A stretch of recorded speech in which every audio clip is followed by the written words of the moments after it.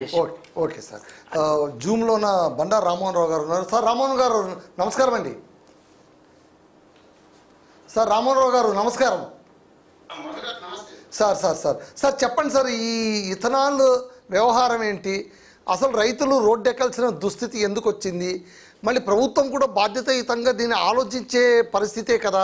మళ్ళీ పర్యావరణానికి భంగం కలిగించి పంటల్ని నాశనం చేసే ఫ్యాక్టరీలు అవసరమా అంటే యాజ్ ఏ అనలిస్ట్గా మీరేం చెప్తారు?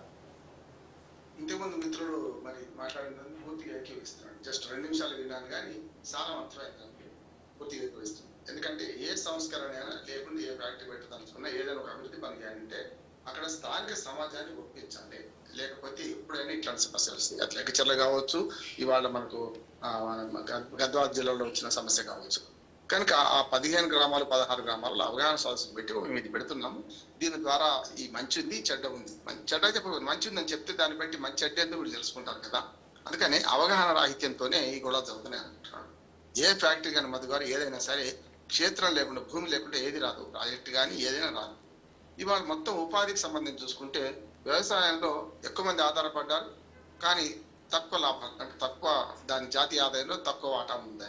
కేవలం 12-13% ఉంది. కానీ ఆధారపడ్డ వాళ్ళు 50 నుంచి 55%. ఇదివరకు మనకి 70% వ్యవసాయ దేశం అనేవాళ్ళు, కానీ మెల్లమెల్లగా 50-60% తగ్గింది వ్యవసాయం మీద ఆధారపడి. ఒకటి పని చేస్తే 4 కూర్చొని తినాలి. అదే మనకు సర్వీస్ రంగం బాగా పెరిగింది. ఇవాళ సర్వీస్ రంగంలో గిగ్ వర్కర్స్ అంటాం కదా, చిన్న చిన్న పనులు ఏదో నెలకు రోజుకో 1000 రూపాయలు సంపాదించుకునే వర్గం పెరిగింది. వాళ్ళకు అసంఘటిత రంగ కార్మికులు 60 చెప్పాలంటే గిగ్ వర్కర్స్. కానీ మూడోది పారిశ్రామిక రంగం. అది స్టేబుల్ గా ఉంటుంది. బాగా అడ్డగోలు పెరగదు, వెంటనే తక్కువ కాదు. నా ఉద్దేశం మన భారతదేశంలో 18 నుంచి 22% వరకే రాష్ట్రాలను అనుసరించి 20-22% వరకే మనకు మొత్తం ఉపాధిలో పరిశ్రమలు వాటా ఉంది. కనుక పరిశ్రమలు పెంచుకోవాల్సిన అవసరం ఎంతైనా ఉంది. ఇథనాలు నిజంగా ఇంతకుముందు మన మిత్రుడు చెప్పినట్టు చాలా వరకు పనికొచ్చేది. కానీ దానివల్ల వచ్చే రసాయన పదార్థాలు, దానివల్ల ఏమైనా విడుదలయ్యే మన ఉంటాయి కదా, వాటిని ఎట్లా ట్రీట్మెంట్ ప్లాన్ చేస్తారని చెప్పాల్సి ఉండే. అసలు ఒక పరిశ్రమ పెట్టాలంటే గ్రామ సభలు పెట్టి ఆ గ్రామ సభలలో ప్రజలకు వాస్తవాలు చెప్పాలి. ఇది దీనివల్ల ఇది జరుగుతుంది, జరగదు చెప్పి ఒప్పిస్తే ప్రజలు ఒకసారి ఒప్పుకున్నాక భూములు ఇవ్వడానికి సంతోషంగా ఒప్పుకుంటారు. ఒకటి. రెండోది, పరిశ్రమ రావడం వల్ల ఆ ప్రాంత అభివృద్ధిలో మా భాగస్వామ్యం ఉంటుంది, మాకు కూడా దానిలో భాగస్వామ్యం వల్ల ఉద్యోగాలు వస్తాయి అని అంటే ఎవరైనా ప్రజలు ఒప్పుతారు. కానీ మేము చేసే ప్లాంట్ ఇక్కడ ఉద్యోగాలు మాత్రం ఎక్కడి నుంచో తెచ్చుకుంటామంటే తెచ్చుకోవచ్చు. ఎందుకంటే కొందరు నైపుణ్యం గల వాళ్ళ కార్మికులు కానీ, నైపుణ్యం వల్ల నిపుణులు కానీ అక్కడ దొరకపోవచ్చు లోకల్ గా. కానీ మాకు ఒక 100 ఉద్యోగాలు వస్తాయి అంటే ఏ రకంగా ఉంటుంది? కాదు, ఉద్యోగాలు ఒకటి కూడా రావు, కానీ మీ ప్లాంట్ వల్ల మా నష్టపోతాం, పర్యావరణం నష్టపోతాం, భూములు నష్టపోతాం అంటే ఎవరిస్తారు? ఎవరు ఇవ్వరు కదా. అందుకని విన్ సొల్యూషన్ చూడాలంటే జీరో సమ్ గేమ్ ఆడుతున్నారు. ఒక మాట చెప్తాను నేను, మన హైదరాబాద్ చుట్టుపక్కల మనకు ఏదైతే పర్యావరణవేత్తలతో కానీ మనకు గ్రీన్ పీస్ అనే సంస్థ వాళ్ళతో కలిసి పనిచేసినప్పుడు, దాంట్లో హైదరాబాద్ చుట్టుపక్కల చూసుకుంటే మన నక్కవా కానీ హైదరాబాద్ పక్కనే ఉంటుంది. దానిలో కాలుష్యం ఎంతవరకు పోయిందంటే ఆసియాలో అతి పెద్ద పారిశ్రామిక వాడ పటాన్చెరు ఆ ప్రాంతం అంతా కూడా. ఇవాళ పశువులు అందులో కాలు పెడితే పశువుల చర్మం ఊడిపోతుంది. మనుషులు కాలు పెట్టిన తర్వాత వాసం పిలుస్తే చాలు అనారోగ్యం పాల్గొంటున్నారు. దానికి కారణం ఏంటి? అతి పెద్ద మెడికల్ హబ్ గా అంటే ఔషధ ఉత్పత్తి కేంద్రంగా హైదరాబాద్ తయారైంది. అన్ని రకాలుగా వాళ్ళ ప్రపంచానికి ఉత్పత్తి చేస్తున్న ఔషధాలలో ఎక్కువ భాగం అంటే భారతదేశం నుంచి పోయేదానిలో మనం ఎక్కువ భాగం మనం చేస్తున్నాం. మొన్న మన పారాసిటమాల్ గోళీ నుంచి మొదలు పెడితే చాలా మనం చేస్తున్నాం. కానీ దాని వల్ల కాలుష్యాన్ని అదే నదిలో వాగులో విడిచిపెడుతున్నాం కదా.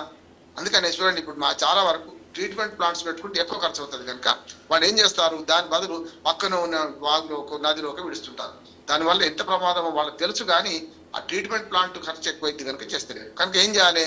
పరిశ్రమల విభాగం ఏదైతే ఉందో దీన్ని సరైన విధంగా ట్రీట్మెంట్ ప్లాంట్ పెట్టుకుంటే ఇవ్వాలి. ఏమైతే నక్కబాగా పరిశ్రమ ప్రాంతాల్లో అయితే మీకు చెరువులు, కుంటలు కూడా ఆకుపచ్చ రంగు నీళ్లు మారిపోయినాయి. దానికి కారణం ఏంటి? వాళ్ళు మెడికల్ వేస్టేజ్ అంతా వర్షాలు పడితే కదా విడుస్తారు.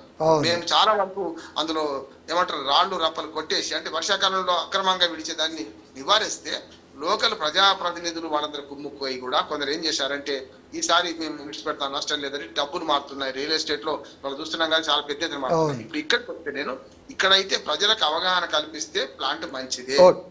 ప్లాంట్ వల్ల వచ్చే దుష్పరిణామాలు కూడా పర్యావరణవేత్తలు వివరిస్తున్నారు. దాన్ని అధిగమించి మనం ఏం చేయగలుగుతున్నాం? అసలు పరిశ్రమ వద్దు అని మొండికేసుకుంటే కరెక్ట్ కాదు. ఓకే సార్, మీరు లైన్లో ఉన్నారు sir. Thank you very much కలిసినందుకు. సార్ కోటిరెడ్డి గారు, యాజ్ అనలిస్ట్గా మీకు ఒక క్వశ్చన్. అభివృద్ధి సంక్షేమం రెండు కళ్ళు లాంటివి. ఏ ఏ రాష్ట్రం బాగుపడాలన్నా, అసలు దేశం ముందుకెళ్ళాలన్నా కూడా సంక్షేమం కింద ఆరోగ్యం వస్తుంది, మనం తినే ఆహారం శుద్ధిగా ఉండాలి, మనం పీల్చే గాలి చక్కగా ఉండాలి. వీటన్నిటికీ ప్రతిబంధకంగా అభివృద్ధి అనేది ఉంటుంది పరిశ్రమల రూపంగా. ఇప్పుడు ఈ రెండింటిని ఇలాంటి సందర్భాల్లో ఇప్పుడు చూడండి, ఇథనాల్ ఫ్యాక్టరీ బహుశా రామన్ గారు అన్నట్టు, సముద్రుల గారు అన్నట్టు ప్రజలకు అవగాహన కల్పించకపోవడం అనేటువంటి పెద్ద పాయింట్ వలన ఈరోజు రైతులు ఏమంటున్నారు, పంట పొలాలు విషంగా మారిపోతాయి, మాకు ఈ ఫ్యాక్టరీలు వద్దు అంటున్నారు.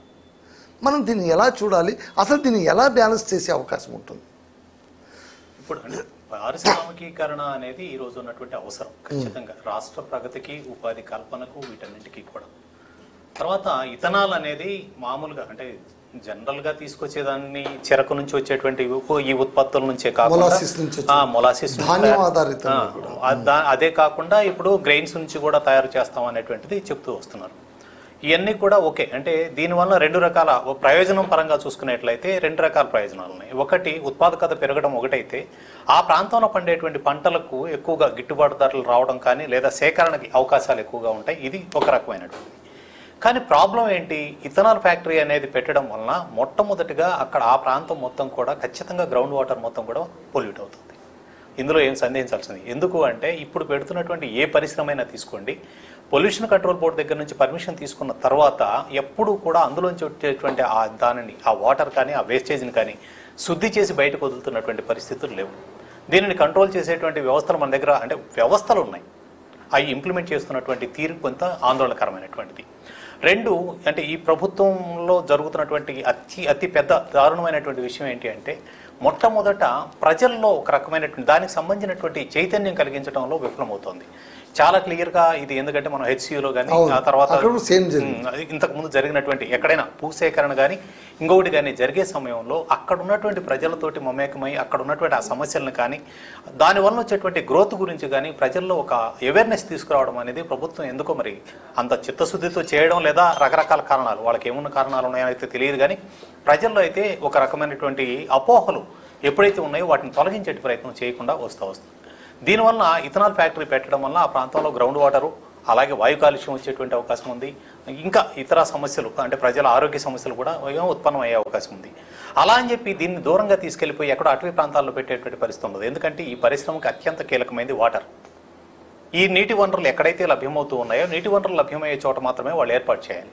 అందుకని దీని ద్వారా వచ్చేటువంటిది మనం చూసుకోండి, ఎక్కువగా వచ్చేటువంటి వాటిలో పారిశ్రామికీకరణకు సంబంధించిన వాటిల్లో పర్టిక్యులర్గా తీసుకున్నట్లయితే ఏదైతే అణు విద్యుత్కు సంబంధించినటువంటి పరిశ్రమలు వచ్చే దగ్గర, ఇట్లాంటి ఇథనాల్ లాంటి ఫ్యాక్టరీలు వచ్చే దగ్గర, అలాగే థర్మల్ పవర్ స్టేషన్స్ ఇట్లాంటివి ఏమైనా ఏర్పాటు చేసే దగ్గర వీటి దగ్గర ఎక్కువగా వస్తుంది. ఎందుకంటే వీటి కారణంగా వచ్చేటువంటి సమస్యలు చాలా దీర్ఘకాలం ఉంటాయి, ప్రజల ఆరోగ్యం మీద ఎక్కువగా ప్రభావం చూపించుతూ ఉంటాయి. థర్మల్ పవర్ స్టేషన్స్ ఎక్కడైనా ఉంటే చూడండి, దాని నుంచి వచ్చేటువంటి వ్యర్థాల కారణంగా అక్కడ ఉన్నటువంటి గ్రౌండ్ వాటర్ కానీ ఇతర ఇవన్నీ కూడా పొల్యూట్ అయి ఉంటాయి. అక్కడ ఉన్నటువంటి పశువులు, మనుషులు అందరూ కూడా ఆరోగ్య సమస్యలను